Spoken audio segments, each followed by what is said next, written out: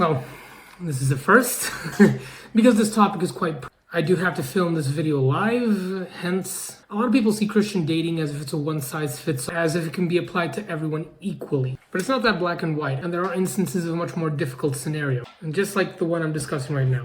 So if you don't know already, I'm originally Canadian, but albeit with dual citizenship, and I live in Europe. More specifically, I live in a Catholic majority country. Almost 80% of people here adhere to this faith. It is deeply rooted in the culture. So, yeah, if you are a devout Catholic, then... But there are other Christian groups. About 5 to 6% of people identify either as Protestant or other Christian, and the two are usually linked together because a lot of Protestants identify as just Christian in national censuses. Yeah, this is the group that I fall into, and as you can see, it's a pretty big difference. Well, at least we got the Orthodox beat. Only about 3% of people in Croatia identify as Orthodox. Most of them are members of the Serbian minority, so hooray there. It's pretty clear to say that Croatia is a Christian nation. Every other religion is pretty much tied for last, except for Judaism, which is extra last. But back to the topic here. Although Protestants are a minority in Croatia, it does have a lot of historic roots, and these communities interact with both the government and with the Catholic community very much. There are also plenty of congregations here. The largest ones are the evangelical churches, most notably the Baptist and the Pentecostal churches. They're present basically everywhere. In even many medium-sized settlements, you'll find at least one. If you live in Croatia's most populous city, Zagreb, the most options are actually here. The largest and most well-known is the Baptist Church in the upper city on Radičeva Street. You will also have another one in the Dubrava neighborhood in eastern Zagreb, and you also have a smaller one in the Malešnica neighborhood in western Zagreb. There are a few Pentecostal churches. They all start with EPC, or Evangelical Pentecostal Church. One of the most famous one is called Stijena Spasenja, which in literal translation means Stone of Salvation.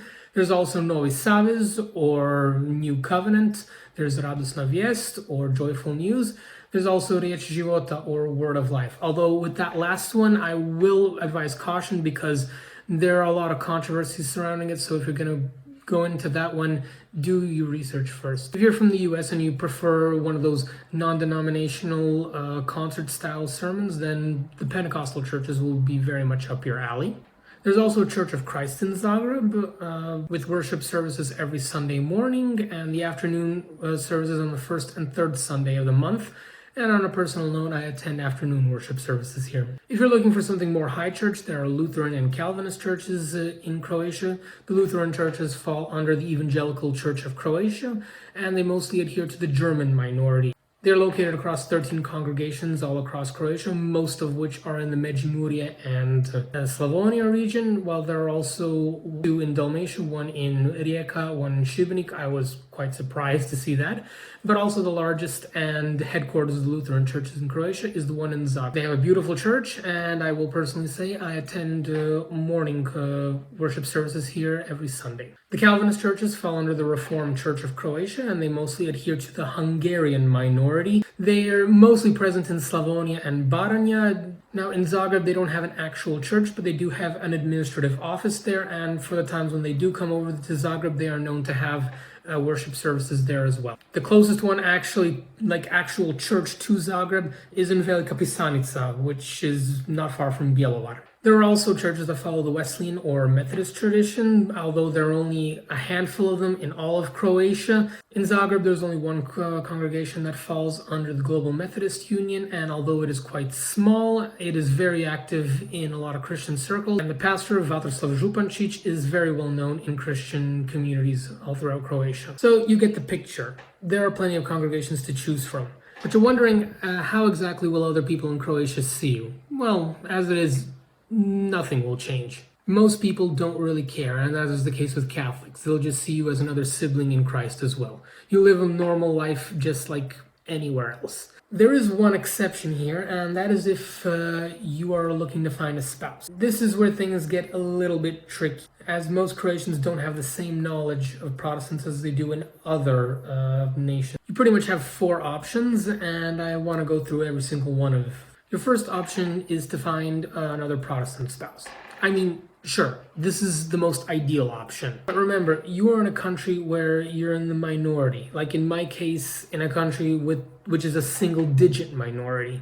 It is statistically less likely that you will find someone. And it's not just a matter of going to the same church together. You two have to like each other, you have to have things in common, you have to get along. There are quite a lot of things that need to line up for this to work out. There are not a lot of events for singles either. The Pentecostal Church Betania in Orahovica has, but they're only once a year, and you're going to have to drive a few hours to get there depending on where you're coming from. There is an annual festival called Srpsokret, as well as a social gathering called STEP, which is an acronym for Student Evangelical Movement.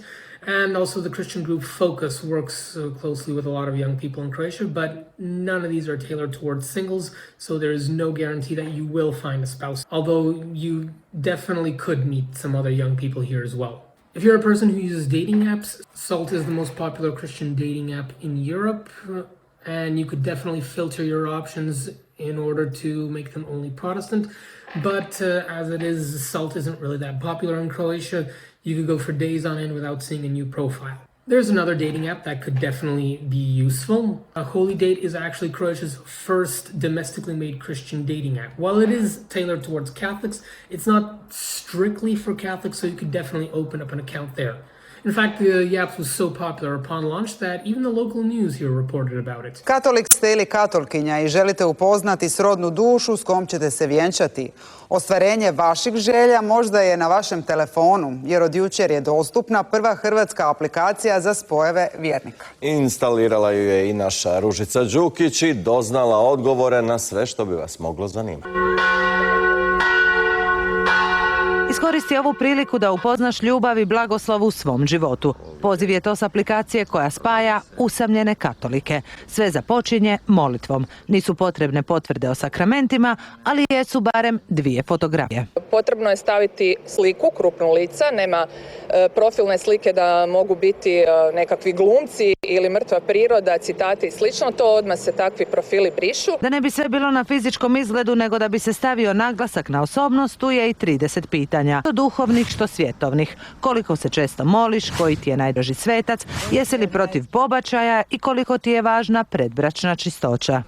Idejna začetnica aplikacije prvo je startala s Facebook stranicom za druženje katolika. Na jednom od susreta upoznala je svog današnjeg supruga, a na ideju za ovu aplikaciju došla je, kaže, putem Duha Svetoga. Mi vjernici ko se molimo možemo osjetiti u srcu što nam Gospodin govori i ja sam tako osjetila snažan poticaj da to učinim. Većinom smo u zatvorenim prostorima, onda je ponekad i dobro ići preko aplikacije upoznati osobu, pogotovo evo na jednom mjestu će biti svi katolici i pretpostavljam da nitko nema loše namjere, nadamo se.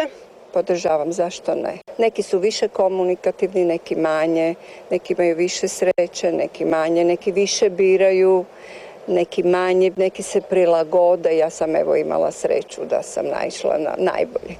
Što o aplikaciji kažu svećenici? Fra Ivan Lotar jedan je od onih koji je najbolje upoznat s modernim tehnologijama i društvenim mrežama. Jednako tako sudjeluje i u proglašavanju ništetnosti brakova, pa je pravi stručnjak za današnju temu. Sve skupa djeluje jako simpatično, ali bih volio da to ne zamijeni onaj fizički kontakt kao druženje, kino, ipak to nekako uživo upoznavanje. Koliko vidim, to i ta mreža i aplikacija to isto tako omogućuju, i planinarenja i druženja i slično. Ipak to što su oboje partnera iste vjere ili je prakticiraju na isti način, nije, kaže, garancija za uspjeh. Ne bih ja nikad bio za to da samo, kako se to zna reći, turbokatolik bude s turbokatolikom. Dakle, mislim da ljudi sličnih životnih svjetonazora, možda ne nužno jednakih, ali sličnih, isto tako mogu ostvariti lijep brak. Tako da ne bih se zatvarao tu u bilo kakva geta i zatvorene krugove. Znam dosta brakova gdje nije bilo tako i lijepo funkcioniraju. Aplikaciju je u samo 2 dana instaliralo preko 2000 usamljenih katolika željnih ljubavi. But as the video says, the majority of people there will be Catholic, which leads me to your second option, and that is dating a devout Catholic. I mean, if you want to go out with a Christian in Croatia, the largest dating pool is going to be among Catholics. This is just a fact. But this is where things get a little dicey.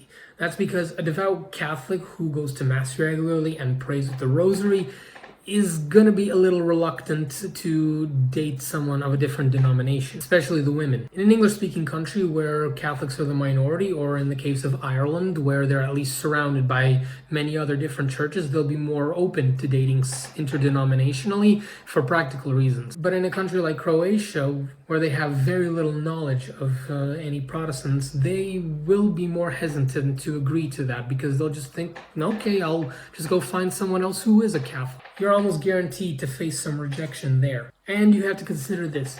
Even if a devout Catholic is willing to go out with you, she's going to have a hidden desire to try and convert you. It'll start with her explaining Catholic theology to you, then her inviting to go to Mass with her, while she's going to do everything possible to avoid going to Protestant services with you. And if you show resistance, she's going to become more aggressive in her attempts. And, well, you have to consider this as well.